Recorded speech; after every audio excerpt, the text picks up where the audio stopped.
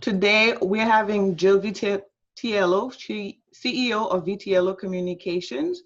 And Vitiello Group is an industry-leading entrepreneur and business owner Jill is an industry-leading entrepreneur and business owner who is passionate about the power of communication. Following a successful career on Wall Street, Jill founded Vitiello on values rooted in faith, family, and community. Today, Jill is going to discuss how to build and communicate a reentry plan with your employees. As experts in a crisis communications and change management, Vitiello consults with senior leaders at Fortune 500 and privately led companies to communicate about these moments that matter. In this webinar, we will cover considerations for reentry decision-making, and best practices for sustaining your company's culture through this crisis. You will leave this webinar with resources and tools that will help you create your company's plan. And at this time, I would like to turn it over to Jill. Leandra, thank you so much. Technically, can you see my screen? Yes. Awesome, awesome. Thank you so much for introducing me. And thank you, Marcia and Keisha, Sandra, Leandra, for inviting me to be with you today. And thanks everyone for joining. You know, I'd like to take a moment to acknowledge that this pandemic has put enormous pressure on all of us, and some of us have experienced devastating loss. So I offer these ideas to you this afternoon in a spirit of encouraging you and your team to survive and thrive going forward. These ideas may not resonate with you today, but I hope that you'll participate at the Q&A at the end of the presentation and really enjoy the dialogue that we have. We have a great group of minds supporting each other as part of this community. And I'll kick us off with just a few points about reentry communications, and then we'll open it up for discussion. Reentry, as you know, is a moving target. And federal agencies like OSHA and FEMA and CDC are offering guidelines about when can we reenter and what does that look like. And even as I prepared this PowerPoint deck to share with you last week, news was coming in at a rapid pace, hour by hour, things were changing. There's so much to try to stay on top of, and so much is out of our control. But there is one thing that we as business leaders can control, and that is the way we communicate, and especially how we communicate with our employees. Research tells us that employers are now the most trusted source of information, even about the coronavirus. We're more trusted than the US government. We are more trusted than the media. This puts an enormous pressure on us as leaders, but it also provides us with an incredible opportunity to be there for our employees and to provide them with the information and give them the opportunity to express themselves in a way that we've never done before. Now, to walk you through this deck, I've made a few notes, so I hope you don't mind if I refer to them now and then. But I will tell you that at Vitiello, we believe that leaders who communicate with consistency and compassion are going to be the ones that sustain their corporate cultures through this crisis.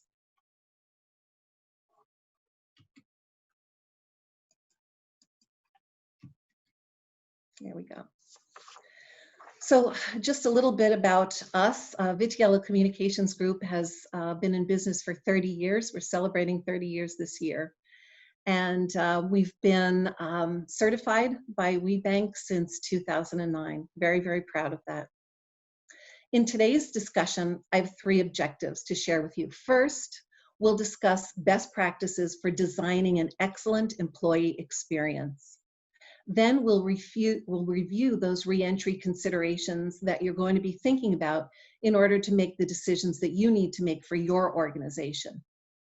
And then we'll look at developing a communication plan to help your employees understand what you need them to do to re-enter the workplace safely and to be productive in that setting. The goal is by the end of the session, you will have those tools that you need to think through the decisions that you have to make and to create the plan that will help you communicate very well with your employees. So let's just dive right in. I think all of us will agree that the new normal is under construction. Now at Vitiello, we track trends all the time. The trends that we are looking at are corporate culture, employee engagement, and those moments that matter throughout the entire life cycle of the employee experience. In March, many of us believed that we would simply endure a few weeks of sheltering at home, and then we would return to the world as the way we knew it. But today, I think all of us have recognized that's probably not going to be the way it is. The pandemic has not only robbed lives, it's robbed us of our way of life. And that is really difficult, but we need to face those facts and prepare for what that new normal looks like.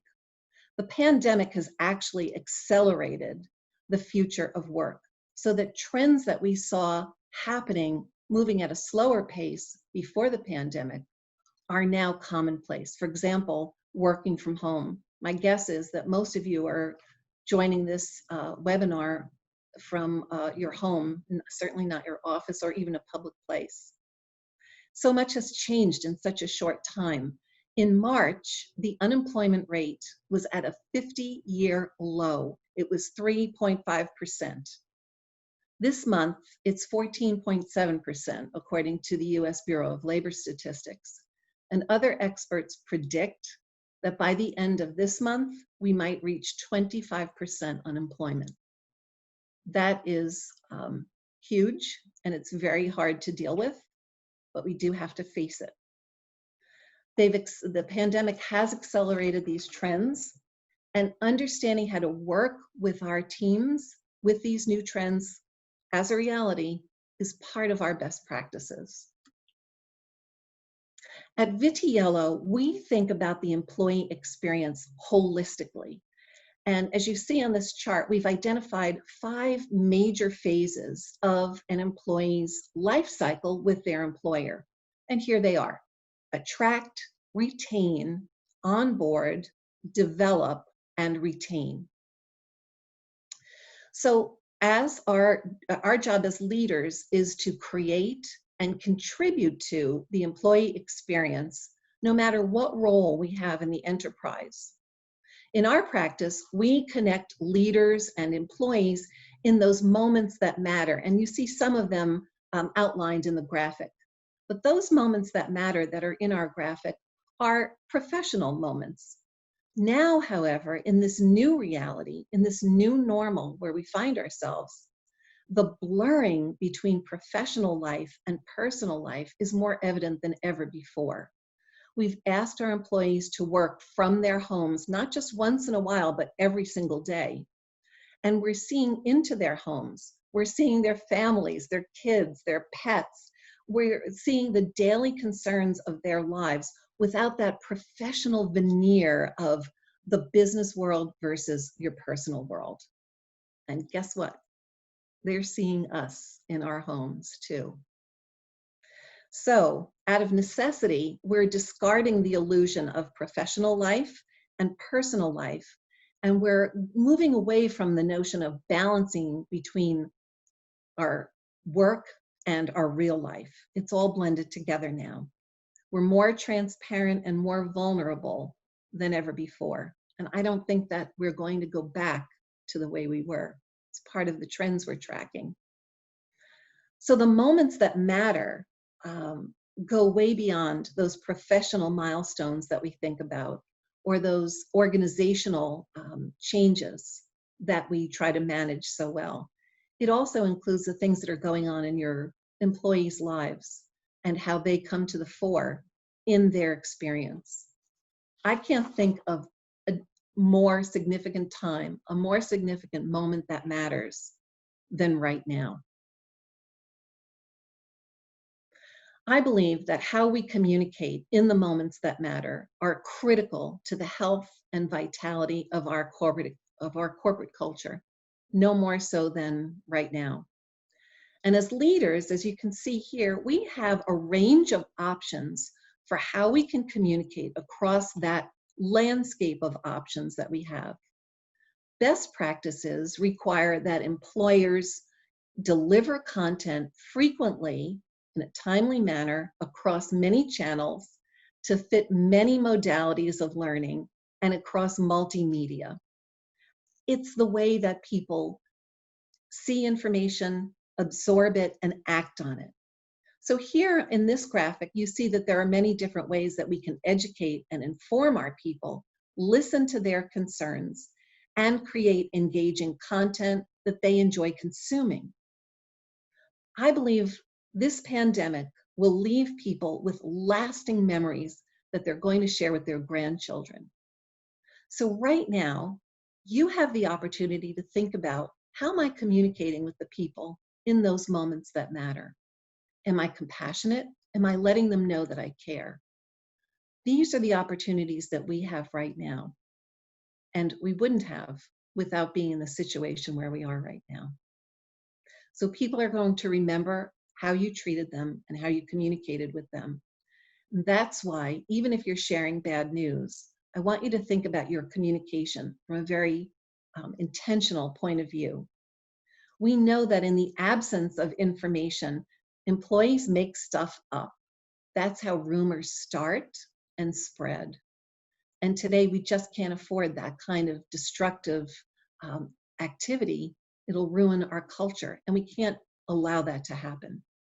There's really no better way to keep a culture strong and to keep your employees engaged than through intentional and compassionate communication. So if you don't have these best practices in place right now, this is the time to establish them. We'll look at how to do that in a moment. I know what's on everyone's mind today, and that is safe workplace reentry. There is a ton of information, and we've at Vitiello, we've done a really good job. We've got a task force that meets daily to absorb the news and to provide applicable information on our website to help leaders really make sense of what's going on and to help them make their decisions. But as we thought about the re-entry, some people are very eager to get back into the workplace and others not so much. There are three considerations that I want to walk you through for just a moment. The first is people. So let's take a look. When you think about going back into your workplace, the people that you're asking to return have things to consider as they decide whether or not they feel safe and comfortable to make that return. First of all, is their childcare situation planned? Is school going to be in session? Is there someone to care for their kids if they were to leave home and return to your workplace? What about commuting? Are they taking public transportation? Does that expose them to the disease if they're in that environment, or can they take a personal vehicle? If those options aren't there, how will they get to your workplace? Have you thought about who needs to be in the workplace? Who are your essential personnel? Who can't you live without in the workplace? Is it necessary for you to send them back right now, or even when it becomes possible and permissible in your state? Once they arrive, are you going to ask them to participate in health screenings? Will you make arrangements to take their temperatures? Will you ask them to fill out forms assuring you day after day that they're healthy and well enough to work at your site, at your work site? Are you going to ask them to wear personal protective equipment? Will you provide those things to them? And what about their well-being? Have you been keeping up with that as you've worked remotely? And how is that going to change when you ask people to come back to the workplace? The next consideration is the workplace itself. Now, here, you've got a number of things to consider. Does your workplace allow for people to provide that 6 feet of distance to create that social distancing that we've all become accustomed to? Are people's workstations one on top of the other, or is there space for them? What about gathering spaces, break rooms, conference rooms, a lunchroom? And what about the restrooms? Are you sharing them with other occupants in the building, or is that something where you're responsible for cleanliness and sanitation of these areas? What about visitors into your workplace? Will you allow them? Will you ask them to wear a mask? Will you provide a mask to them? Is it necessary for them to be there? And even something as ordinary as deliveries to your office and taking the mail in every day. Some people are asking, how do we handle that? We know from science that coronavirus can live on a number of surfaces, including cardboard. So some people are taking very strong precautions in their own homes. What about when cartons are delivered to the workplace? How are you going to handle that material coming into the workplace? And how are you going to make your people feel safe and comfortable? These are all considerations that we've got to think through. The third thing I'd like you to think about, and in terms of making your decision, this is the order that we think about them, is the process. Once you've determined what you're going to do to protect your people and what actions and activities you need to take as a work team, then you can begin to formulate those policies and procedures that people will need to feel comfortable and to work safely in your work environment. So let's take a look at them. Will you create specific policies that are relative only to COVID-19 that have a relatively short time span? Or will you weave these new ways of working into your regular policies? Will you look at your personal time off schedule? Will you accommodate people to take time off? How will sick leave be treated? What about those of you who unfortunately have had to lay off or furlough your employees? What are you doing to stay in touch with them while you're in this state? And if you'd like to hire them back and are able, how are you thinking through that rehire documentation that needs to be in place in order to make those rehires fully acceptable and legal? What about client meetings? In our organization, so many of our folks spend time at the client location, and they're asked to go to meetings or even spend several days a week on the client site.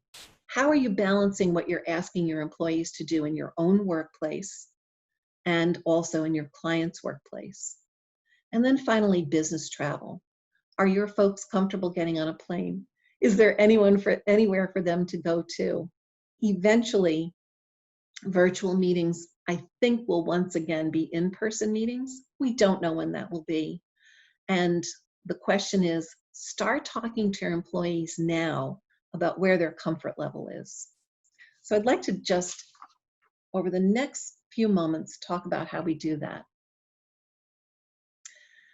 Once you and your management team have thought through the considerations for reentry, and obviously you're going to tie those to what your local and state governments are allowing, now it's time to think about how do we communicate this information to our people in a timely and effective way. So let's begin with the pre-phase, the preliminary, before you even re-enter that workplace. What are we going to do to communicate with our people?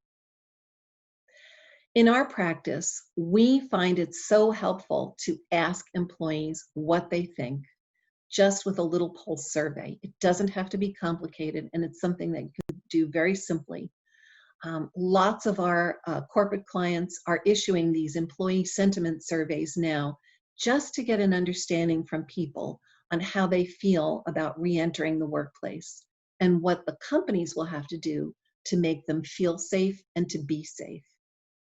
So we do recommend by starting with an employee survey.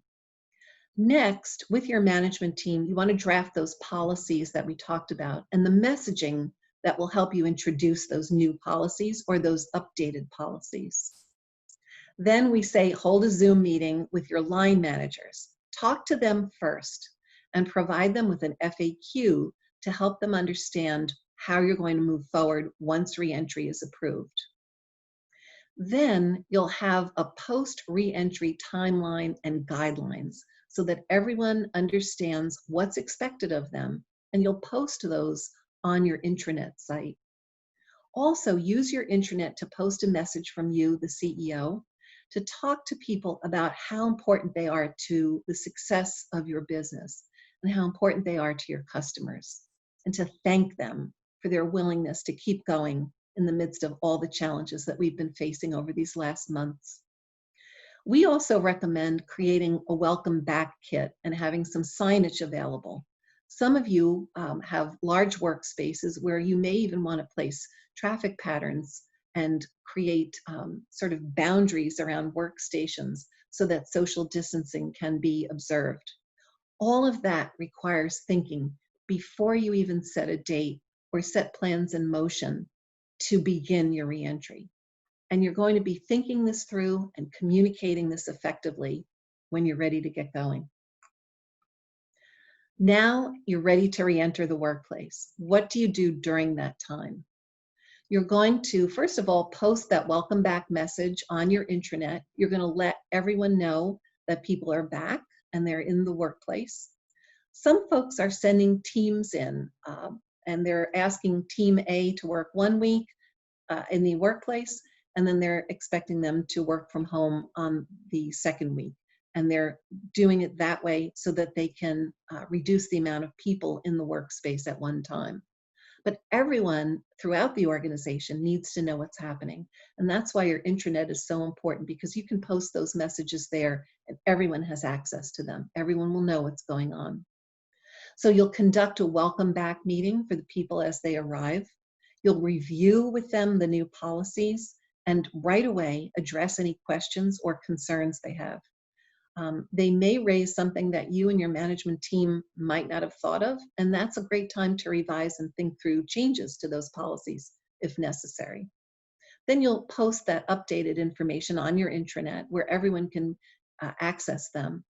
And then you'll want to encourage your people to post on social media, your internal social media. If you're using Microsoft SharePoint or Yammer, this is a great time to let people know it's really okay to talk about how it is and share with their colleagues what it is like to be re-entering that workplace. The final step is post. We can't just re-enter, and as I said before, we're not going back to normal as we knew it. We're going back to a new normal. We don't know what that looks like right now. So we're going to take some time to monitor the changes to the government guidelines, and we're going to update policies and information on all our employee channels to make sure that everyone knows what is expected of them and what they can do to contribute to the successful reentry and to get the business going again. Keep posting those CEO messages of thanks to all employees on the intranet. And then you'll want to follow up with sending them by email as well. And after some time, when you've had a chance to adjust to being in the workplace again, you might want to hold a town hall via Zoom to make sure that everyone can participate, whether they're there in the workplace or if they're the ones that are on the off week working from their homes. And then we encourage you to wrap up the post cycle exactly how you started with the pre-cycle and survey your employees to make sure that you're giving them a forum to tell you anonymously how they feel, what their concerns are, what they need from you. So that spells out some of the things that you should be thinking about as you consider how to re-enter the workplace safely. And then very importantly, how to begin that communication planning that will start right before you re-enter the workplace. I'd like to just show you an example of Vitiello Communications Group's intranet. I know some of you work in different size corporations, but I will tell you, if you have Microsoft, if you're working on Microsoft Office 365, you have access to SharePoint, to Yammer, to Teams, to a lot of great tools that really help you engage with your employees who are working remote, and who are not gathered all in the same place at the same time. This is something that we have built for ourselves, and we build them for others as well. But I really just wanted you to take a look at this and see how we use our intranet. On the left, you've got quick actions. So this is where our employees access all the information that they need in terms of their pay stub, their resources for doing work, entering time, because we are an agency, so we do have a time tracker that we use. And then in the center, there's company news and announcements. Here you're seeing a screenshot of our intranet at a time when we posted our Q1 update. And then on the right side, you'll see that we have updates from members of our, the employees themselves about programs that we're sponsoring, such as our Vitiello Cares program, which is our corporate social responsibility program. And along the top, we call our intranet Vine. You'll see there's something we call Water Cooler, and that's a direct link. This isn't live, so I can't do it for you now. That's a direct link to our Yammer feed, and that's where the employees have a chance to share content, to share best practices, and just keep up with one another and encourage each other. We actually think of our intranet as our employee experience hub, and I'd like to encourage you to think of it that way too. So I'd like to just end these remarks with one final observation. On the last flight that I took from Tampa to Newark, we flew into a thunderstorm, and it was scary. Has that ever happened to you? All of a sudden you're flying along and the plane drops, and it swerves, and I swear you think you're going down.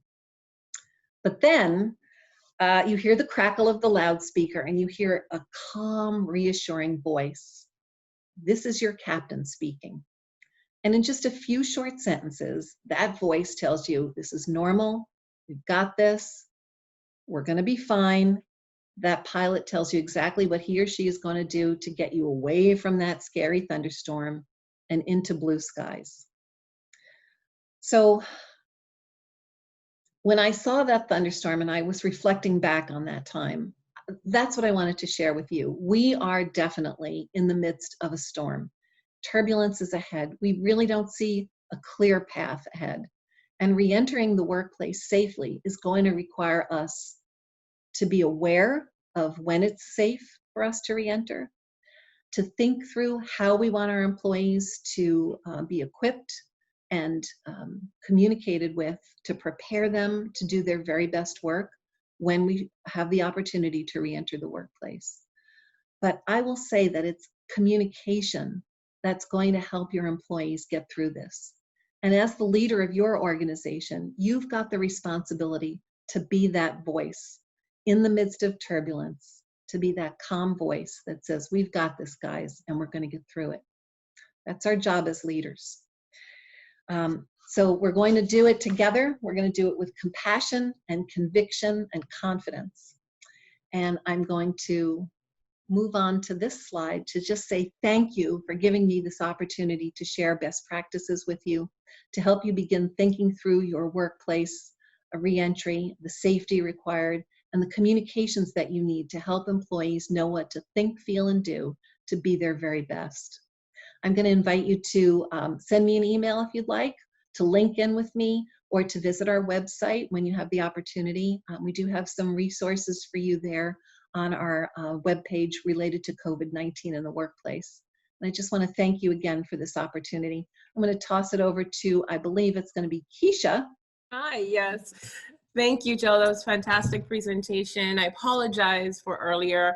Somehow my Wi-Fi got intercepted, but I want to thank you very much for your time, Jill. It's a very informative presentation and really helps us as a community of business owners, and really within this WBE network, thinking about what we can do to ensure that we have a safe workplace and make sure that everyone in our network and our staff feels valued. I would like to invite anyone to submit their questions via the chat room. So far, Jill, to your credit, we've been getting some great accolades for you. Diane Winston says, Jill, this is wonderful. And and Catherine says, congratulations on your 30th anniversary. And Oh, thank you. continued success. So this was wonderful. But just to keep the conversation going, I would like to start off with a couple questions for you. As we discussed earlier, in this tri-state area, a lot of us have been hearing from our governors about which businesses are going to be allowed to go back to work, how is it going to roll out, and since we don't have a specific time when we know that we're going to return, what can we tell our staff? What can we tell our team members right now? Keisha, thanks for asking that. So many leaders that we counsel say, well, we have nothing new to tell them. And there's nothing to report, so we're just not going to say anything. I feel that's a mistake. More so now than ever before is the leader's time to step up and keep communication flowing.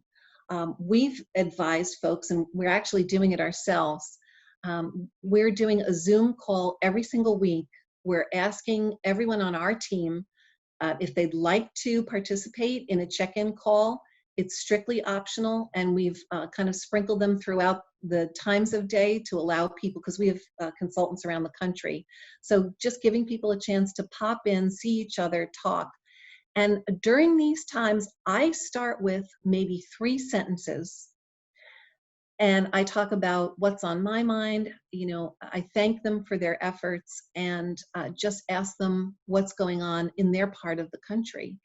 And we just have this free-flowing dialogue. And I will say, I don't really have to prepare remarks. I don't have to have anything super important or new to say. It's just the experience of meeting together and that reassurance of seeing faces and talking things through.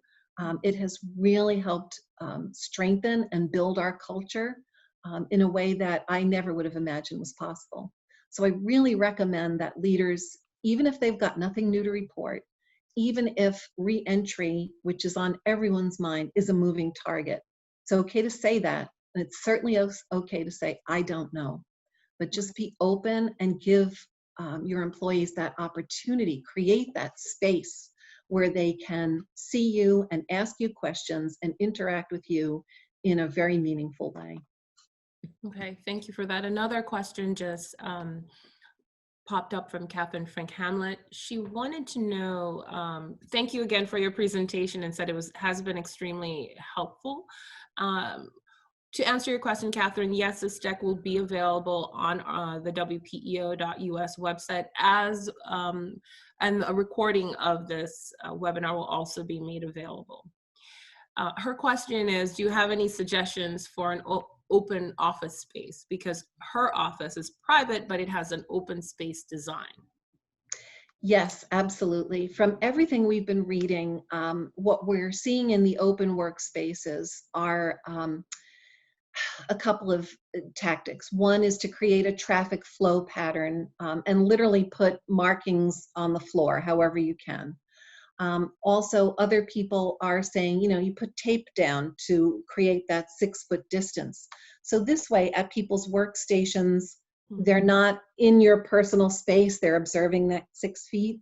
And then when you create that traffic pattern, if people are going to get up and get a cup of coffee or, go talk with another colleague, you've established where those boundaries are. There's no question you've measured them out and you've taken care to do that.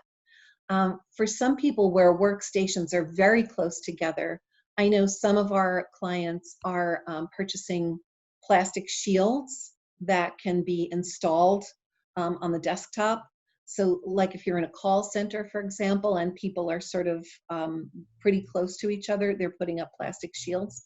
Or another way that they're handling it is by having work teams split up so that they can distance people at those workstations in those open environments. Mm-hmm. Does that answer your question? Let's see, Catherine, I believe so. So we have someone who would like to ask your question live. So Carolyn, we're gonna unmute you so that you can ask Jill your question directly. Jill, thank you so much. This was really, and I said it in the comments, it's one of the most comprehensive and valuable presentations I've heard in the last few weeks, and I've really heard a lot.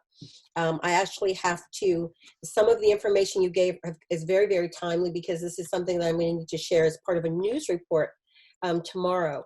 My question was around, you showed us your own dashboard, and you said that you create those for companies.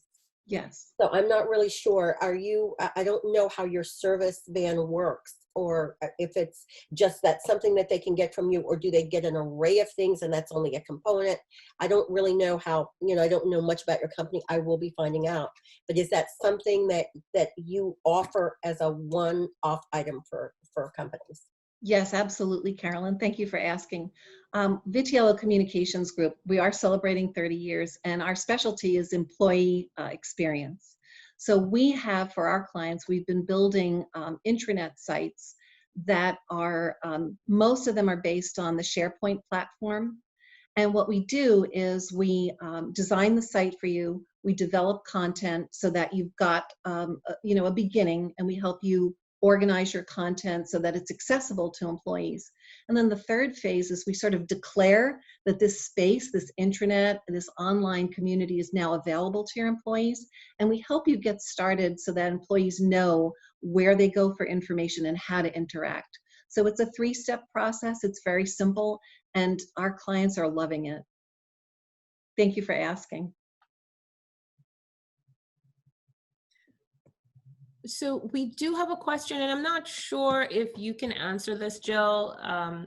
So the question from Susan Johnson is, are you able to address the issue of employer liability if workers attribute an onset of COVID to returning to work? I know we have, next week, we have an employment attorney who will be presenting. I guess this is a good segue into next week's presentation. So this week we focused on how to communicate to your employees, and next week we'll be focusing on the legal guidelines for employers once their employees have returned to work. Jill, I know that you've addressed generally this topic on your blog, so I think Yes. To your comfort level, I think you could address this question. Thanks, Keisha, and thanks for asking the question. So I am not the legal expert, and I will not give legal advice, but I do encourage all of us business leaders to be very closely connected with our employment attorneys at this time. I'm in another group, a business advisory group, and I'm meeting once a week, and every week our employment attorney is giving us tips and guidelines. So I really recommend staying in close touch with your employment attorney. I will address the question from a communications point of view, and that is, whatever you as the leader and your employment attorney or your counsel decides that you're going to do, communicate it clearly and simply with all your employees. You do have an obligation to preserve people's privacy, and this has been a huge topic of debate. Am I responsible to tell health authorities when my employees are ill? Am I responsible to tell people they work with? These are questions that are best answered by your attorney, but I will say that whatever your advice is, the way to make sure that everyone is clear on how you're going to be as an organization and how your culture is going to treat this information, that's part of your job as a leader, to communicate that clearly. Thank you. We have another question here in the chat from Kyra Faison Gardner. She says, "Hello, Jill. Thank you very much for the very helpful information, for such helpful information. It's such a big topic for all of us. Her company is in the unique position of providing furniture and office design to companies, bringing employees back into the workspace. Because they're so client focused, it's been hard to encourage our team to communicate their concerns. Any suggestions to encourage more communications in-house?" Yes. It starts with you as a leader being willing to be vulnerable about the same. So if you're finding that your team is telling you, hey, everything's great, you know, nothing to worry about, and then they're really struggling and you sense that they're struggling, the best way to get people to engage in that dialogue with you is you go first and just say, you know what, this is really hard for me and I'm struggling with things as they are now. I wonder if you're feeling the same. And I would have that conversation one-on-one with your client-facing people. I have done that in situations where I felt it was warranted. And as I mentioned before, we have the opportunity for all of our team to participate in sort of a group weekly meeting. And as I said a moment ago, I begin those discussions not with an agenda or with news to report, but just to say, hey, how are you guys feeling? I do a whole lot of listening at that time. So getting people to open up is a big part of creating the culture that you want. If you want a culture where people feel safe and okay about sharing that things are difficult, it starts with the leader being willing to do the same. And as a follow-up to that question, how do you keep a culture going within your company? You know, with everyone working from home, we don't have the same opportunity to celebrate birthdays together as something we like doing at the WPEO office. That's something that really brings us together quite often. But little celebrations of our success and wins and new ideas, we don't have that opportunity to organically share information. How do you keep that going when everyone is in a different location, you know, in their summer homes, or you know, moved home with a parent or a loved one? Mm-hmm. How do you create that space? Keisha, that's a great question. And that's why I wanted to show you guys just a snap of our intranet homepage, because that's the place where it all happens online. That's where we collaborate. I didn't show you the screenshot of the Yammer exchange, but because my agency has a small team that's in our office and most of us are working remote, we've deliberately worked hard to build a culture where we're strong and engaged with each other online. And then we've always used video chat as a way of gathering. In fact, our kickoff meeting in January, we have an annual kickoff meeting, that was held as a Zoom. And when you said celebration, it made me think of this because we were celebrating 30th anniversary. We sent boxes of champagne and champagne flutes to everybody on the team. And in the Zoom call, we all opened our champagne and we celebrated just, 30 years of this agency and of us working so successfully together. So it can be done, but as I hope I pointed out in the communications portion, it takes some intention and planning to do it correctly and to make people feel that they belong to something that's worth belonging to, that they want to be a part of this. And so they will contribute on Yammer. They will, and you'll give them those resources and those templates to do it in a way that builds your culture and that keeps things fresh and inviting. So then you've mentioned the intranet a few times. We had a question about that earlier. In absence of an intranet, what do you recommend? What's the best way for me to communicate with my team? What are your recommendations? My number one recommendation is to think of that intranet as an employee experience hub. And I know a lot of business owners don't think that it's necessary. We've proven in the midst of this crisis, it is necessary. I will answer your question, but I do want to just take one more minute to help leaders think about this in a different way. There's not one single person on this call who would even dream of running a business without a website. You just wouldn't do it. Why? Because your website helps you communicate to your customers and your prospects. Think of your employees as the most important ambassadors of your organization that there possibly are.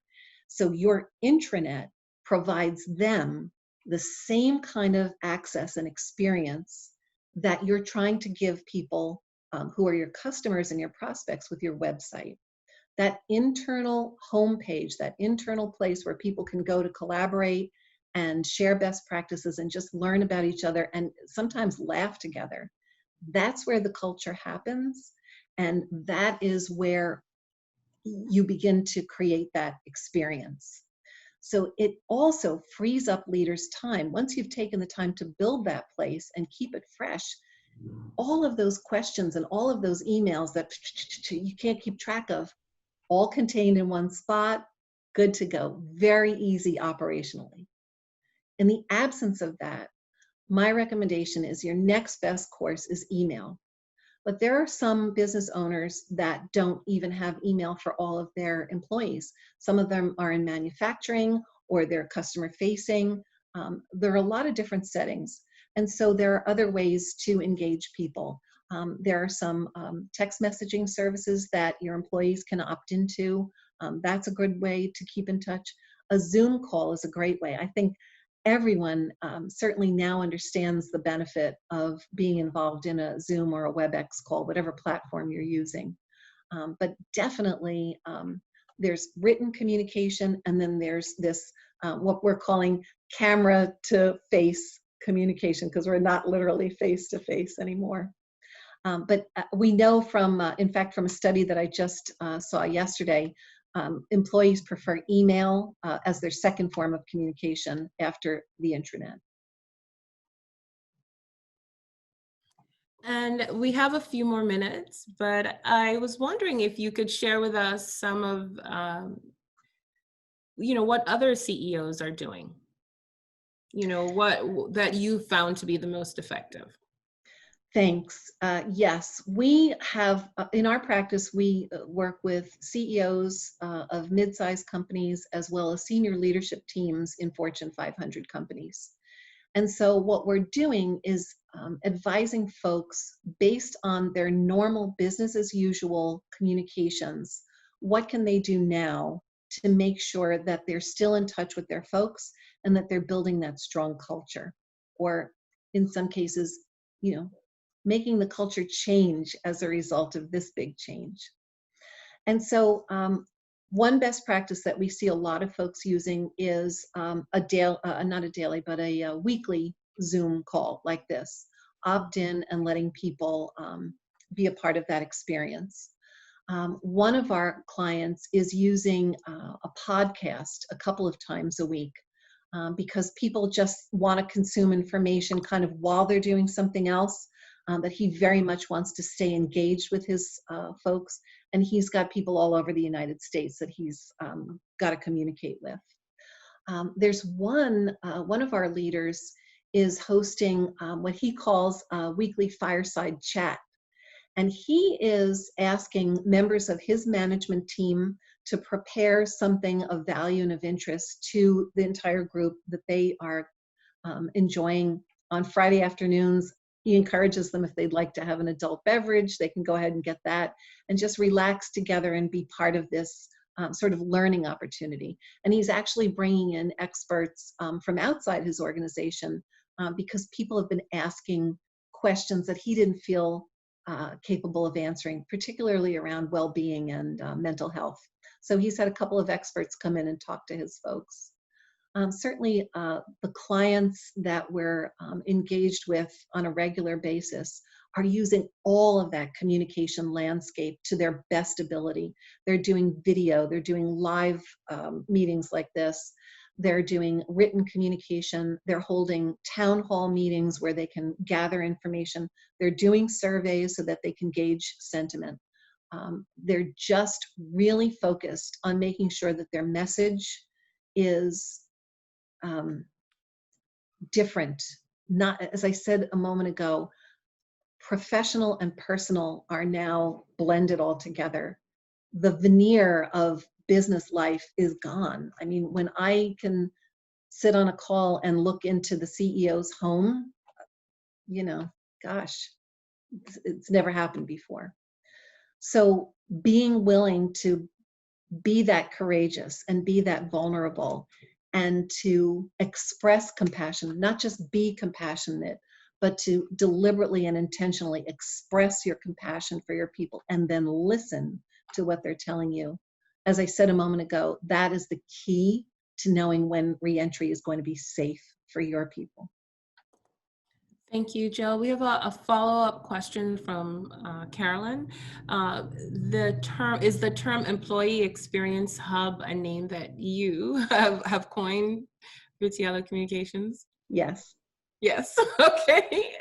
Thank you so much, Jill. We have a few minutes to go, and since I dropped off earlier, I just would like to say thank you so much. We have next week Carrie Heslin, which I think would be a great follow-up, and who will be from Nook, Freeman and Sarah. She is certified WBE. Her law firm, employment law firm, is certified with us. They're also WPEO members, as you well know. And so, you know, we're really looking forward to getting the employer side of things, and for you business owners on this call to figure out what are your responsibilities, what are your guidelines, what should you be thinking of, because this is also new for us.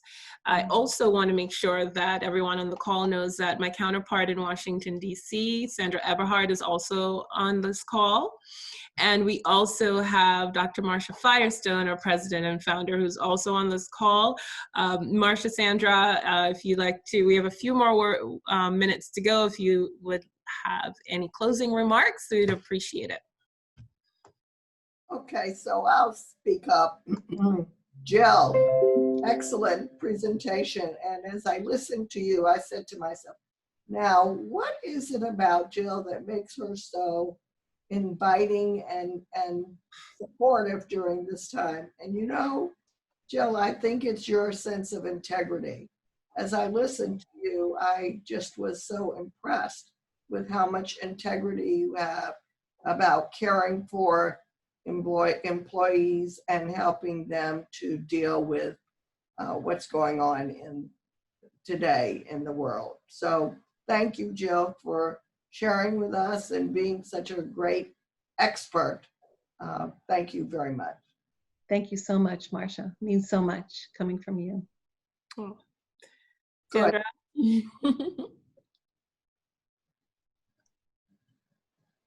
I was trying to unmute with the picture rather than on the menu bar.